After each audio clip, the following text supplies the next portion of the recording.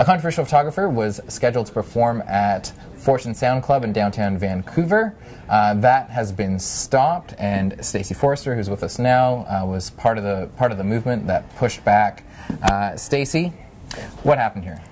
Well, we initially posted on Facebook to get feedback from our followers about whether we, even as an organization that has certified this venue as a safe space, like where our line is. Like, can we weigh in on the acts that are booked once a venue has been certified?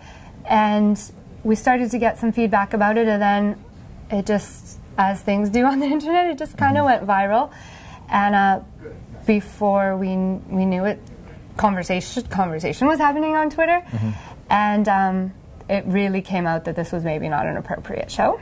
Okay, so when we talk about appropriate, this fellow's name is Krills. He's, I guess, a snaps photographer would be one way of looking at it. What he does is he takes bottles of champagne, perhaps like a jug of milk, and then he pours them on women. Right. And he calls this champagne facials, right? Right. Now, why is that an issue, I guess? Why is this behavior a bad thing inside of a nightclub? Right, so to clarify, our issue in this case wasn't specifically with him. He's Instagram famous, he has a shtick, he's making money off it, more power to him. Our issue was that we've really worked hard with Blueprint. They sponsored a panel that we did in November all about sexism and misogyny in Vancouver's nightlife industry.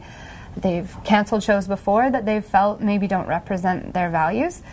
And they've worked with us to become like a certified safe space with no tolerance for sexism or homophobia or behaviors that put women at risk. So our issue was less with him and more with the fact that we'd made all this progress in a really tough industry to make sort of feminist progress, and then for them to book this was where we took issue. Yeah. Okay, so let's move away from this incident then. Why is it important to have a safe space for women to go out and enjoy themselves and have a gin and tonic or whatever it is? Well, I mean, we're all about a good night out, and that's a good night out for everyone. And so we started this organization because we have ties to the Vancouver nightlife industry. Like, we enjoy the nightlife, and we see that women can play a valuable role outside of being props, right? There's female DJs, there's female producers, there's female entertainers, there's female promoters. So we really are out there, like, yeah, promoting other roles for women other than props, which is what this particular act relies on.